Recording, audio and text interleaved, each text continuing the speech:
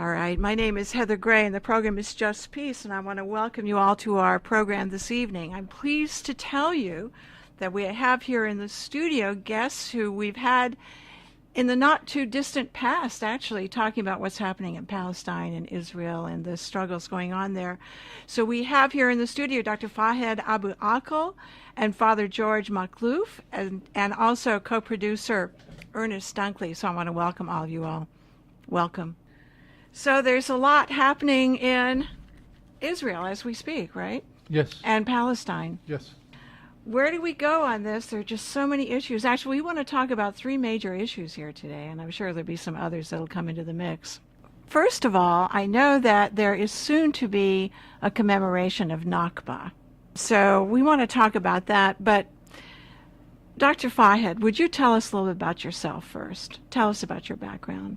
Tell us a little bit about yourself. My name is Fahed Abu Akel. I grew up 25 miles northwest of Nazareth in the Galilee area, and I have been in the U.S. and now an American citizen. I've been here for about 50 years.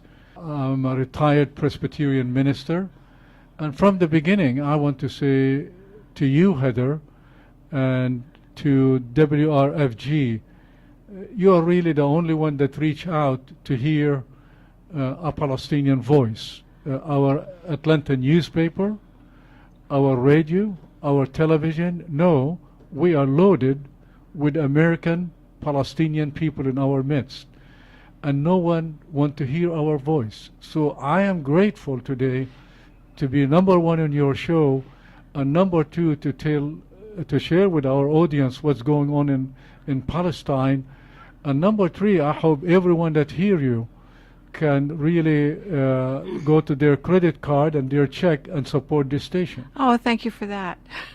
Well, it's an honor to have you here. Let me say that as well. Father George, would you tell us a little bit about yourself and your background? My name is Father George Maklouf, and I am a retired Orthodox priest.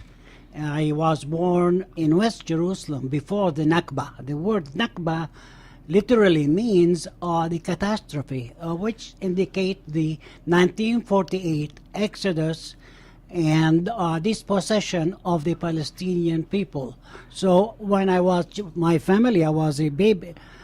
My family was chased out from West Jerusalem. I was raised in East Jerusalem. And I was ordained priest in 1985. Now I'm retired, and we try to defend justice, human rights, human equality, non-violence, peace. That's our mission now. That's what God wants us to work for. So also I am, as Dr. Fahed said, we are so appreciative for you, Heather, and for the WRFG. Well, thank you for that. For being the voice of the voiceless. Well, we're appreciative of the work that you all are doing, actually, as in the he mentioned community. that Thank you. in this country, we don't find listening or hearing they have only one ear. They hear from one side, but never hear the other side. But if you want to be fair, you have to hear both parties. Thank you very much. Well, it's a pleasure. So now you're a priest. Are you a Catholic priest? Is it No, Catholic? I'm Or what is it? Orthodox, Eastern Orthodox. Well, so explain that. What do you mean by It's that? like the Russians, like the Greek. It's our jurisdiction is Antiochian. We have in this country we have so many different jurisdictions: Romanians, Serbians, Ukrainians. Right. So we are Orthodox, which is the mother church that was founded on the day of Pentecost more than 2,000 years ago. Okay, all right.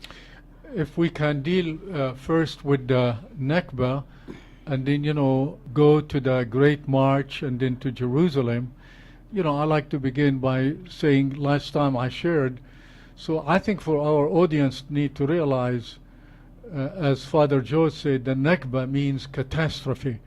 And that means In 1948, remember the United Nations partitioned Palestine, 55% of Palestine to be Jewish and 45 to be Palestinian, and from 47 to 49, literally 530 villages and towns were destroyed to the ground, and more than 750,000 Palestinians became refugees and became refugees in Lebanon, Syria, Jordan, the West Bank, Gaza, and Egypt.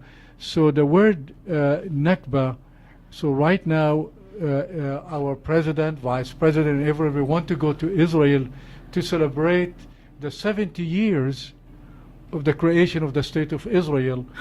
And it's not famous to the psyche of Americans and to the preachers and to the public to know that Israel, like Moshe Dayan said, every town that was built in the State of Israel was built on the ruins of a Palestinian village or a Palestinian town. So to us is not a celebration. To us is we need to remember and ask our children and grandchildren to remember where they came from. In fact, right now, anytime you meet a Palestinian all over the West Bank and in Israel, in the Arab world, even in America, where are you from? They always say where their father or grandfather came from. I'm Yeah, from this that village great and legacy. that town. Yeah, right. Yeah, interesting. So, as far as the Nakba is concerned, tell us a little bit about what happened. It was so devastating. I mean, but So, people need to know about this. Yeah, What in the happened? case of in the case of my story that I mentioned last time, the only thing I remember about really the Nakba going with my father, 5 sisters and 2 brothers, and as a 4-year-old kid, you always think about mother, and I did not find my mother with us, and I can see myself running around dad, 5 sisters and 2 brothers looking for my mother, and suddenly I looked and she was on the top of the roof. It's flat roof, most of the roofs in Palestine and the Middle East, and she was waving her hand, and literally we went up to the east to a Druze village called Yirka, and we were put in a makeshift Palestinian camp, and just like a scout, a tent, and so forth. And we were there for several months. And when we came back, my mother was there alive, and she lived to be 86. My dad lived to be 96. But around us, 5 Palestinian villages were completely destroyed to the ground. So basically, 1947, 48, 49, literally 530 Palestinian villages and towns were destroyed. That means they lost a home, a land, a business, a church, a mosque. Everything was destroyed, and they lost it, and they never had according international law, they have the right to come back, but they never had the right to come back because Israel doesn't allow it.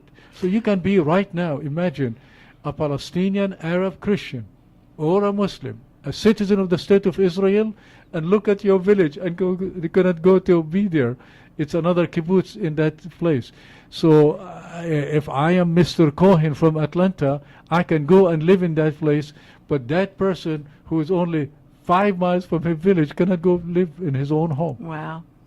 So I don't think our American audience realize what happened to the Palestinians in 1948, that really on the creation of the State of Israel, the nation, the Palestinian nation was destroyed and became all refugees. I'd like to hear from the both of you actually about this, because and Ernest, chime in too, please. But I just want to ask about, was this? So this took place in 1948, as you're saying, for the creation of the State of Israel. So was the intent? It wasn't the intent initially to go in and destroy and push out the Palestinians, was it? The policy of transfer, not only in 1948, in 2018, transfer policy is a continuous procedure.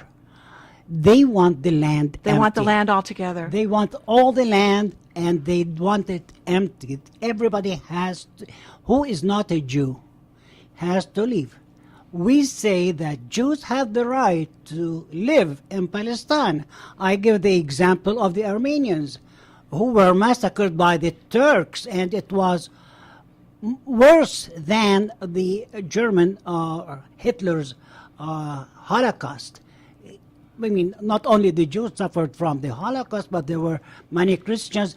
And it's not only the Jews who have suffered, but look at the Armenians, the Greek, and the Syriacs, all by what happened to them by the Ottomans, by the Turks, who does not recognize their fault until now. The Germans recognized that what they did, and they felt sorry, but the Turks are still there.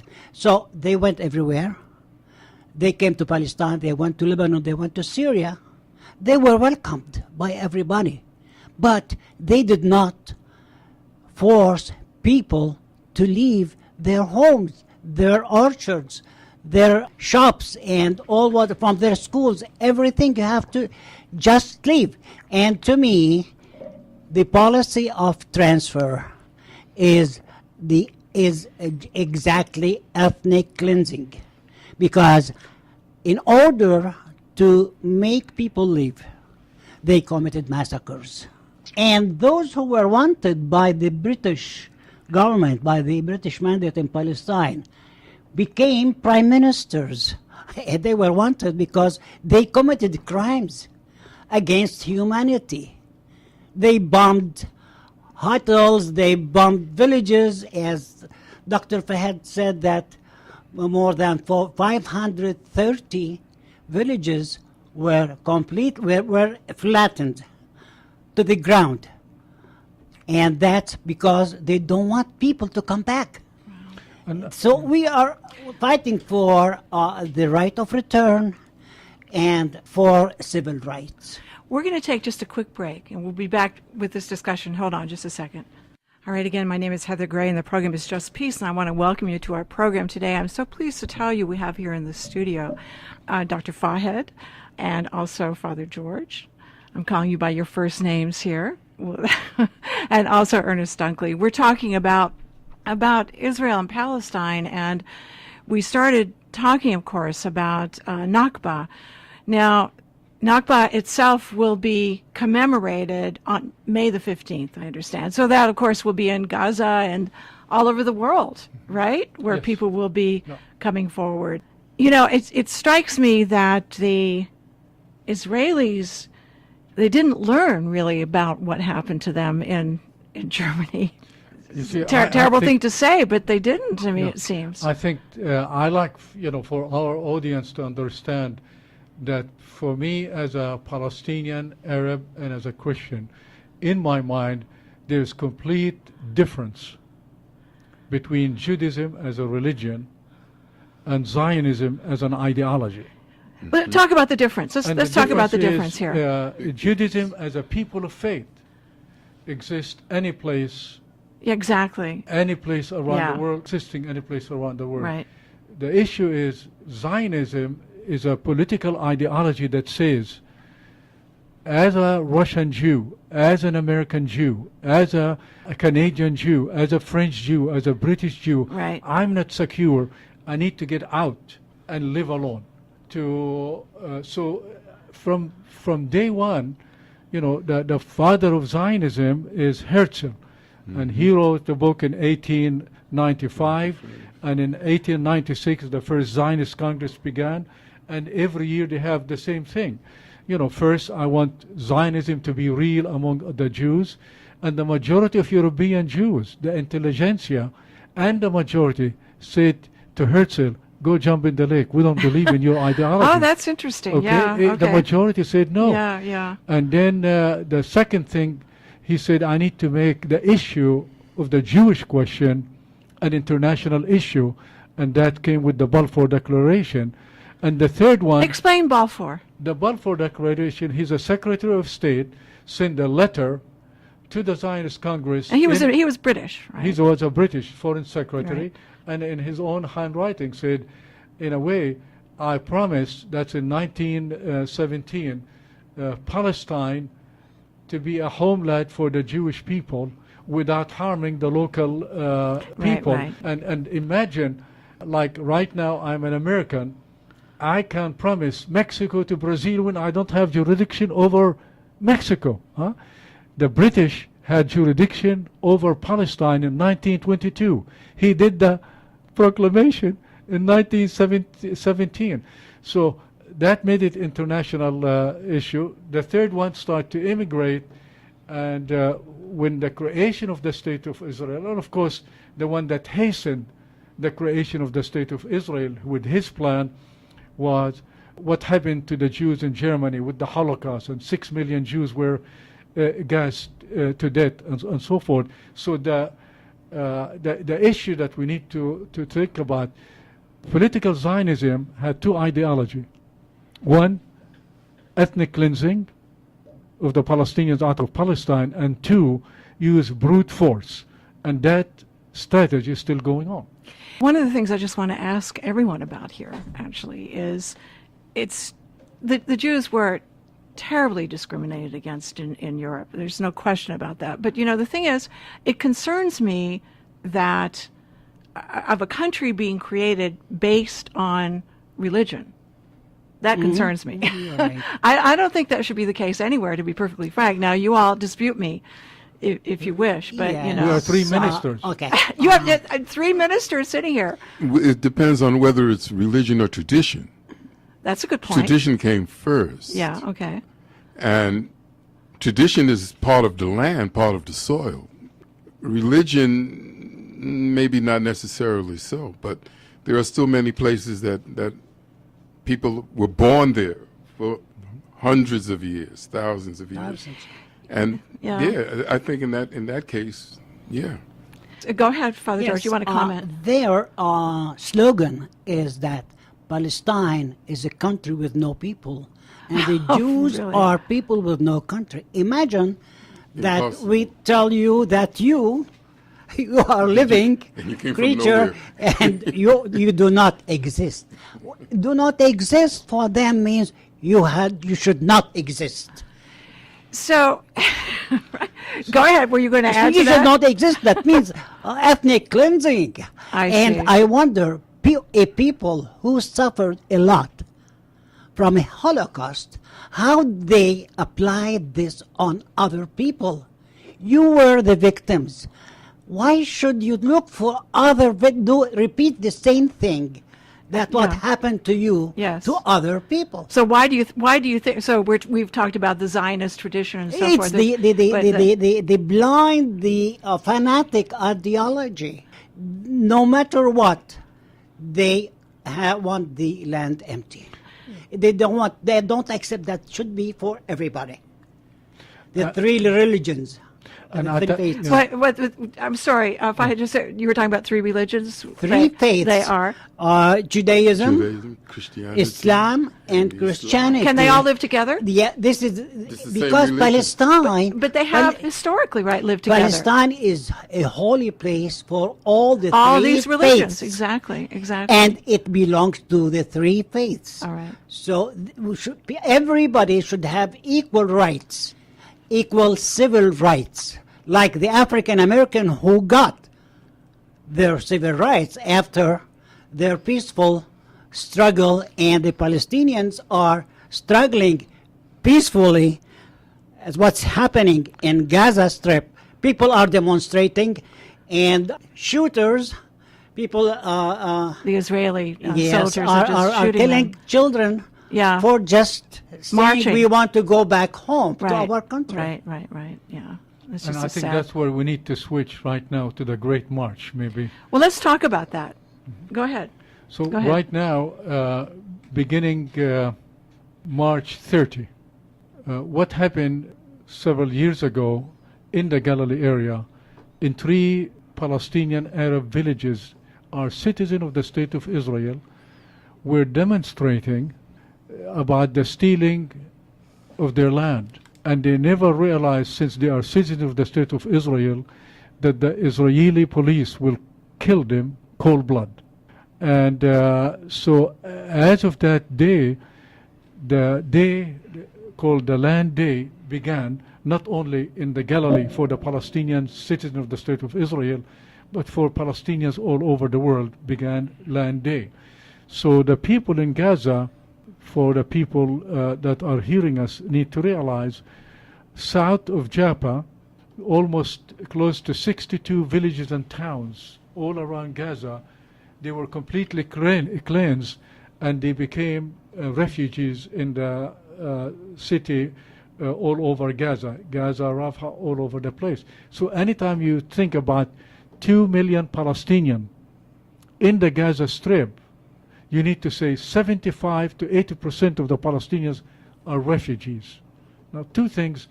They said every Friday after prayer, we're going to demonstrate. We're going to march. The first time they had more than 25,000 people and so forth.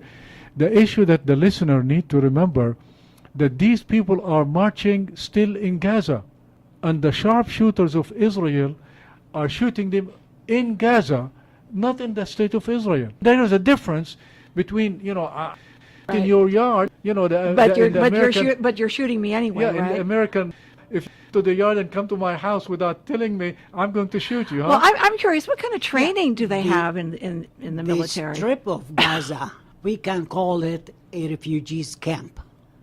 What do you call a refugees camp? I'm sorry? Because the majority of residents in the strip of Gaza, the refugees who came from the coastal plain, who came from Galilee, who came from all the Palestine occupied in 1948, there are many people who went to Gaza. So they outnumber the original people of Gaza. Yes. Wow. That's why we call it a camp of refugees. And these people who are peacefully demonstrating while the Jewish army, the Israeli army, acting like snipers and shooting to kill. Yeah, innocent people. So, it's getting worse, is it But not? right now- It's getting worse. Yeah, the It is. majority of the terminology for Gaza is an open-air prison. Ah, right. Because, go ahead. Beside the siege, no medicine, no food, nothing. You cannot go for a study outside and come back. They are the blockage. They cannot. I mean, it's as open prison. Wow. Imagine you have Yeah. no right to leave Atlanta going to Stone Mountain. Stony Mountain. Yeah, right. And there is shortage of medicine, shortage of treatment, shortage of food. I mean, and there's no freedom. Water. Water. Shortage Hey, of water, yeah, right. They drink from sewage. But the Palestinians, Yes, because they are, okay. Yeah. Wow. Did you want to add something there, Ernest? Oh, only that the Israelis backed up the South African government in apartheid 100%. That's true, too. So I don't, Yeah, I don't see much hope. yeah, it's a sad statement. I mean, the way they treated the African Americans before the so-called agreement to desegregate, which never happened really, because we're still in the midst of it. So we're talking about 500 years of continuous oppression and being locked down. Right. And all of my sons are in prison. When I mean they're not physical sons, I mean all of my racial sons are in prison. True. Ernest is saying it true. I think the audience need to realize there is no way for the State of Israel to control the Palestinians in the West Bank, East Jerusalem, and Gaza for the last 50 years without the U.S. dollar and support. And propaganda. So we are Yeah.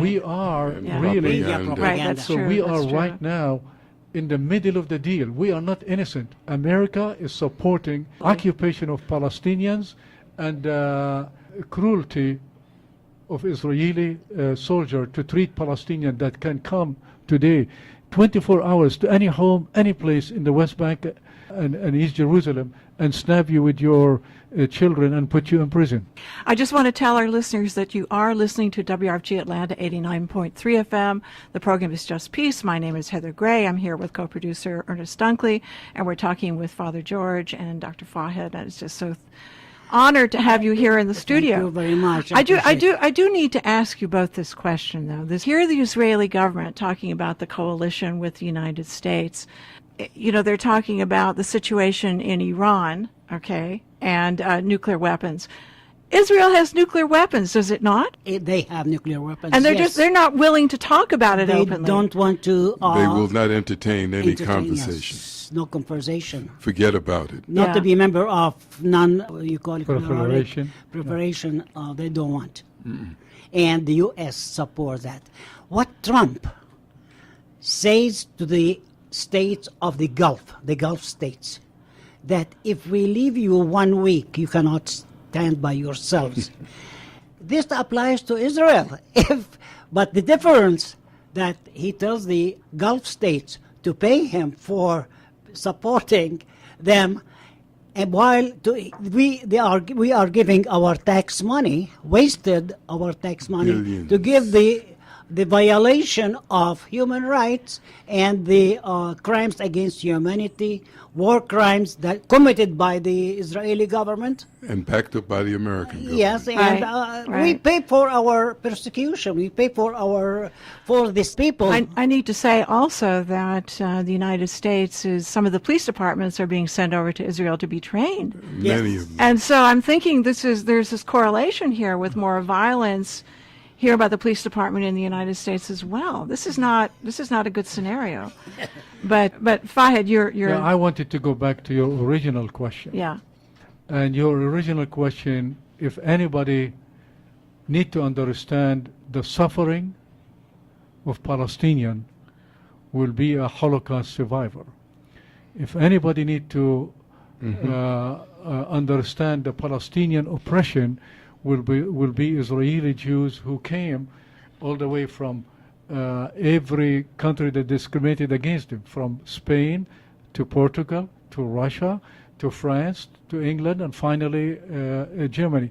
Anybody that need to save a Palestinian will be an Israeli Jew. So theologically speaking, the only way I can deal with it is when you are in the seat of power, you act like every powerful person. I don't care if you're a Christian or a Muslim or a Jew or any human being. When you are in the seat of power, unless you are challenged, You will not be you're able going to to pass be you're through going the eye to do of the the same. needle. I mean, right now they are doing everything that happened in every place: discrimination, with housing, with land, with labor, everything that discriminated against you, you're discriminated against others. And to me, this is sacrilegious, because every time I take a group to Israel and Palestine, I always make sure to go to Yad Vashem, to the Holocaust Memorial, because when you go in and come out, you lose your humanity. Okay?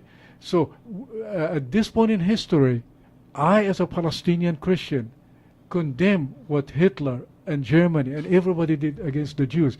But for God's sake, we cannot use the Holocaust As an to excuse. oppress people, to steal the land and occupy. Exactly, For the yeah. last 50 years, right now, the West Bank, East Jerusalem have been occupied with Gaza. That means if you are born 50 years ago, you are a 50-year-old woman and 50-year-old man, know nothing. You cannot go to a hospital without a permit. You cannot go to the university without a permit. You cannot go to your own land without a permit. So Americans do not know how much the Palestinians are suffering and how much they are oppressed at this point in history. And I wish more people can go and see their suffering. So let's talk again about the march that's going on, the great march that's going on now, on Fridays. Let's talk a little bit about that. Go ahead, Fahed, about the march leading up to the march. commemoration. Beginning from March 30th, every Friday, there is a march after a prayer, and to let the world know that they are refugees and want to go back to their land.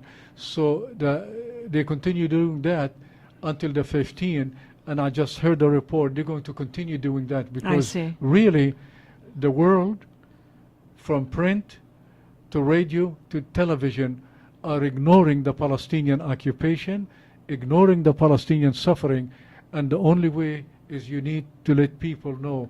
Yeah, And to be educating and people about it, yeah. Today you can see the media. I mean, the American media will never cover that. Will but never the cover it. Palestinian media will show you raw footage, how the snipers are shooting a person, cold-blooded, as a journalist, or a young man, or a young woman, and so forth. So the Great March is reminding Palestinians never to forget where you came from, number one, and two, to let the world see Israel as an occupying power and not abiding by international law. Young boy, a handicapped young boy, who lost his both legs because of bombarding from the planes on Gaza, and he lost his both legs. He went to demonstrate on his wheelchair, Yeah. and the snipers killed He was him killed, yeah. because yes, and that's not human. No. I mean, we are Christians. We have moral values. I mean, and America supposedly to be a Christian country. Supposedly. Don't believe it. What's the moral level? And besides, when they talk about the issue of Palestine, Israel, they think that Muslims versus Jews or Jews versus Muslims. They don't realize that we Christians of the Holy Land, who are the custodians of the holy sites in Jerusalem, are suffering as well as the other Muslims together. There's so much to talk about here. I have another question I'd like to ask you regarding the Israeli policies. There's some concern. I was reading something today, hypothetically, if Trump decides to get out of the arrangement with Iran, right, that this could possibly lead to the Third World War. So it's my understanding that the Israelis are supportive of Trump doing this, getting out of the agreement with the Iranian nuclear deal. Is that's your understanding as well? Is that your understanding? We remember. Come up. We remember when Iraq was invaded by the U.S. and it was all built on lies. Colin Powell went to the United Nations and invented stories and so forth. Now Netanyahu is lying to the people. Exactly. And they want our children to go fight with the Iranians.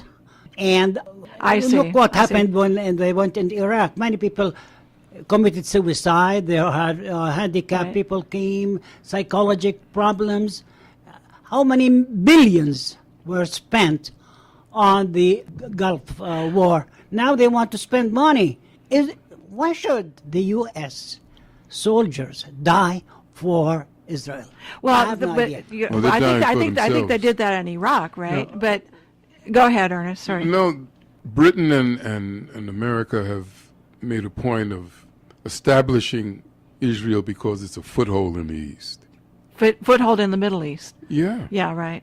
Makes And sense. that's what it's about. Right. It's about nothing else that you're talking about. Oil. It's about protection oil. of the oil. Exactly. It's And about what's protection happening of in it. Syria, it's for It's oil. but also oil in Iraq, right? I understand there's oil in the Golan Heights. Even in Syria. And water, a huge deposit of water in the Golan Heights. I understand. Is that correct? I think you need to have a whole program on the Iran deal. The third part is right now my understanding that the vice president and an entourage of hundreds of people, and maybe the president said, I will go in the last second, is that they are going to Jerusalem to dedicate the embassy that we're going to build, the U.S. embassy, move it from Tel Aviv to Jerusalem. And that's, to me, basically, as a person of faith, as a person that I feel Jerusalem need to be a symbol of cooperation, and everyone have a fair share and equal in that place. Right now, what Israel is doing and what our president is doing is really creating a rift concerning Jerusalem, that really Jerusalem, as Father George said, is sacred to Judaism, to Christianity and Islam. Christianity more than 2 billion people, Islam more than 1.5 billion. That means half of the universe are Christians and Muslims.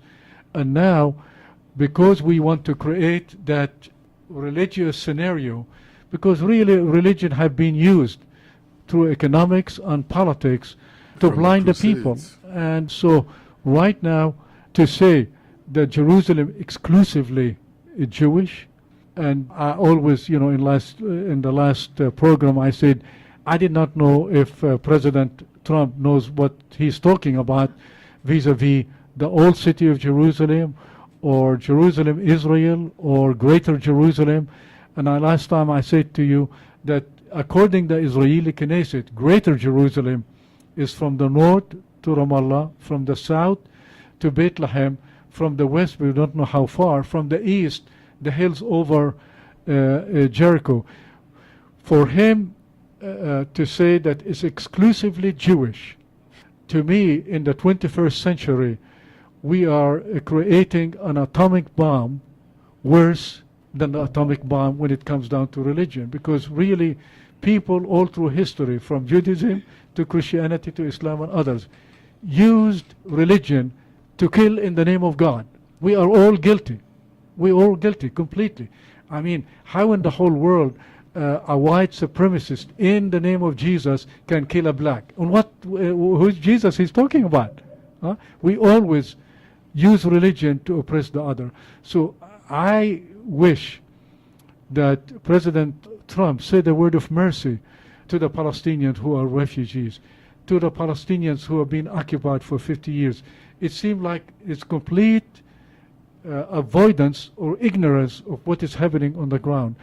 How can you ignore right now 6 million Palestinians between the river and the Mediterranean and say you do not exist? On what basis? So I'm challenging our political scientists, our government, our people of faith. Something is going wrong, and we are leading Israel the wrong way. I like Gideon Levy. I just heard him 2 months ago in Washington, D.C. He said, America is not a friend of Israel. If it's a friend of Israel, they will tell them to stop the occupation. It's like a person who's That's drunk. a good point. That's a good point. And you are a relative, Yeah. and you continue giving them money Yeah. and support and say, continue drunk and go to hell. So he is saying, if America is real friend of Israel, they will stop the occupation and say a word of mercy to end the occupation over the Palestinians.